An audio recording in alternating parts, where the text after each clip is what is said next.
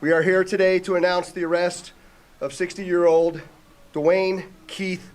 What makes you say you lost your empire because of Puffy? Why you say that? If I wouldn't have never met him, I wouldn't have never been involved in this bullshit. You know what I'm saying? Could billionaire mogul Diddy be on the brink of his most explosive scandal yet? Whispers of Tupac occurs unresolved assassination echo louder than ever in hip-hop circles, casting suspicious glances toward D and KY. D amidst the resurgent investigation lies a chilling narrative rumor of Diddy allegedly threatening Key to maintain silence about that fateful night in Las Vegas. As the tension mounts, the question on everyone's lips is what truly binds Diddy Key D and the haunting shadows of Tupac's demise. For 27 years, the family of Tupac Shakur has been waiting for justice. Rumors have long suggested Diddy's involvement in orchestrating the fatal hit on the legendary rapper Tupac. These rumors, claimed by recent discoveries at Kid's residence, seem to indicate a sinister plot with ties to Diddy himself. His recent dismissal of these accusations, stating there has been negative propaganda put out about me that's not true, has done little to quell the raging storm. As we unpack this intricate narrative, Ice Cube's poignant remarks stand out for his demise to be, what unsolved, as well as Biggie's, is just a shame. But before we dive deep, let's take a step back to the golden age of hip-hop and trace how we got here. The golden age of hip-hop, with its fierce East Coast-West Coast rivalry, was not just about music. It bore witness to the rise and untimely fall of icons like Tupac Shakur. His assassination in 1996 during this era of regional content has persisted as an unsolved mystery. Despite a barrage of rumors, investigations, and revelations, the assassination remains unresolved, with reports suggesting that uncooperative witnesses and a lack of pursuing gang-related leads played a part in this cold case. Even as the years passed, this enigmatic event from the 90s continued to captivate fans and industry insiders alike.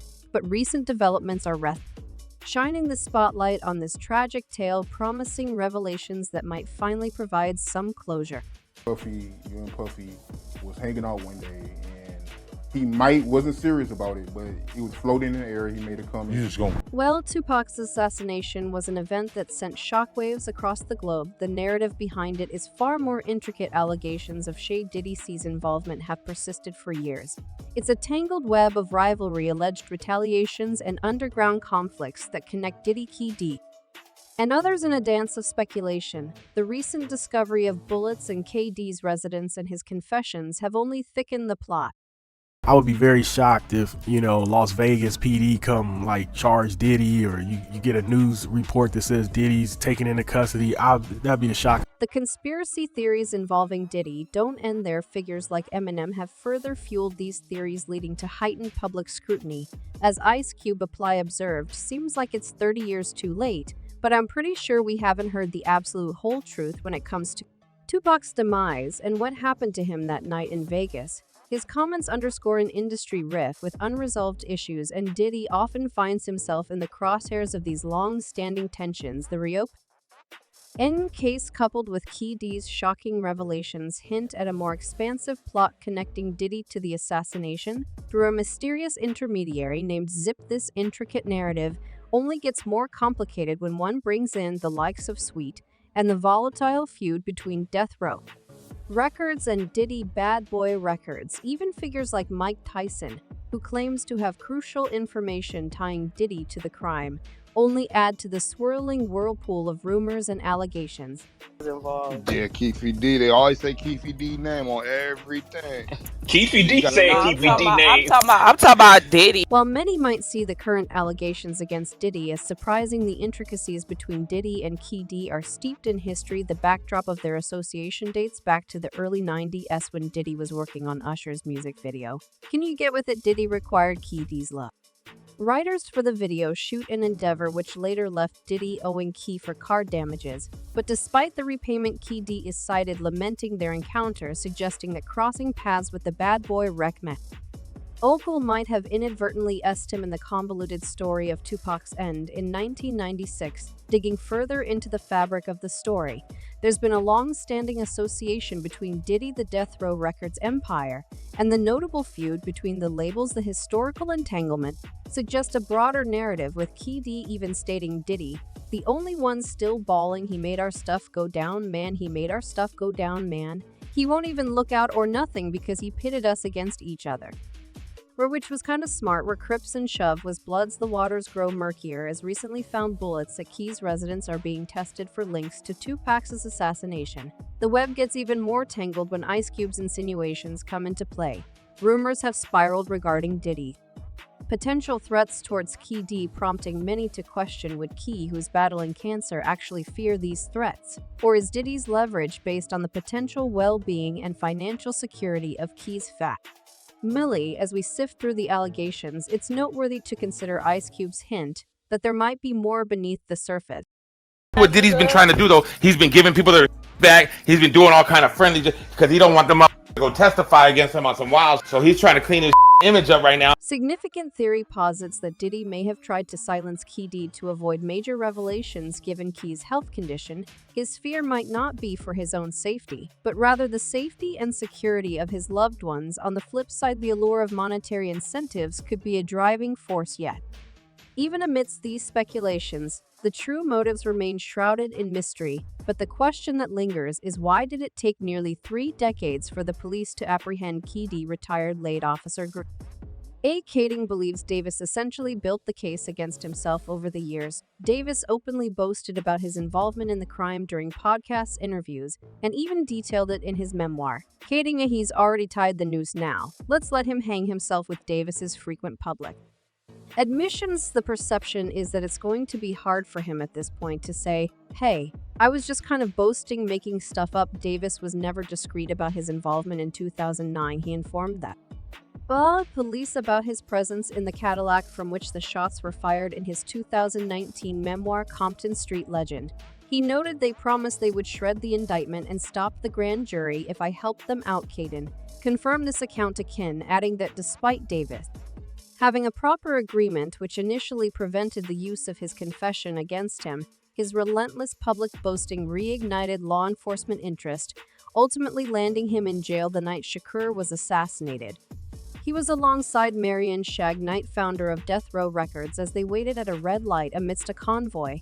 A white Cadillac approached, unleashing a volley of bullets that fatally injured Shakir. The alleged motivation behind this was revenge for a prior assault on Davis's nephew Orlando Anderson. Davis, in a 2018 documentary, even admitted to handing the assassination weapon to Anderson before the drive-by shooting took place. Both were members of the Southside Compton Crips, putting them at odds with the Shakur, who was affiliated with their rivals, the Bloods. As they were in the white Cadillac, Mr. Davis took the gun that he had obtained and provided it to the passengers in the rear seat of the vehicle. In line of the new charges, Tupac's brother M.I.M. Shakur expressed a cautious optimism, emphasizing that many questions remain unanswered. Shakur noted Davis's audacious publicity over the years, stating, "They've known the whole 27 years he was in the car." The Las Vegas Metropolitan Police, represented by Lieutenant Jason Johansson, commented on Davis's numerous media confessions, including his contribution to a Netflix documentary. Johansson stressed the importance of this renewed effort, noting, "This was likely our last time to take a run at this case, to successfully solve this case and bring forth a criminal charge." Chief Deputy District Attorney Mark Diomo painted David as the critical figure, describing him as the on-ground, on-site commander behind Shakur's assassination. Authorities, while tight-lipped on specifics, believe Davis acquired the assassination weapon from a close associate. The larger case is far from concluded, with Sheriff Kevin McMahill emphasizing their intent to build a successful prosecution. Intriguingly, the Tupac investigation was rejuvenated just 2 months after an authorized search of Davis's wife's residence, during which various items related to the assassination were seized. Multiple insiders have since stated that detectives have been optimistic about pressing charges. The global attention this case commands is intense, with a source remarking on the gravity with which Metro Police approached the investigation, emphasizing they did not want to make any missteps. The revelations surfacing around this case have rocked the entertainment industry, especially casting shadows over D's public image. Many insiders are wondering, will this have lasting consequences on his illustrious career, with allegations connecting him to the crime through Zip?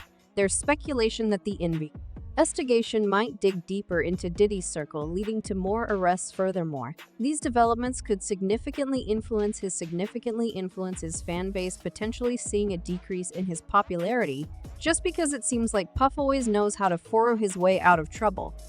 Like that's public reaction to these revelations has been a swirling mix of shock, skepticism, and divided loyalties. Fans and critics alike have taken to social media platforms, passionately voicing their opinions. One fan voiced their long-held suspicions, saying, "I have never liked the fact that P. Diddy was never questioned about this, and has for decades wandered around like he didn't even care that Big was lifeless. Maybe it is time to ask him some very awkward questions." Another timed in with P. Diddy has always been in the weird middle of this. No one was going to be trusted in this, like you said. But it's not just fans weighing in. Media outlets have pounced on a story with some questioning Diddy's long-standing silence and others urging a wait-and-see approach. The debate rages on, with some feeling Diddy has been unjustly targeted, while others see this as a reckoning long overdue. The tumultuous whirlwind surrounding Diddy's rumored ties to Biggie's untimely demise has set the entertainment world alight. From whispers and dark corners to glaring headlines, the questions persist. How deep does DA's involvement go? And how will these speculations reshape the narrative of hip-hop culture, which has been steeped in this mystery for decades? So what do we think? Will Diddy finally face the Music King? Key's revelations rewrite a chapter in hip-hop's intricate history. We're on the edge of our seats, waiting for the next ACT to unfold. Share your thoughts, predictions, and wild theories below, because this story is far from its final note.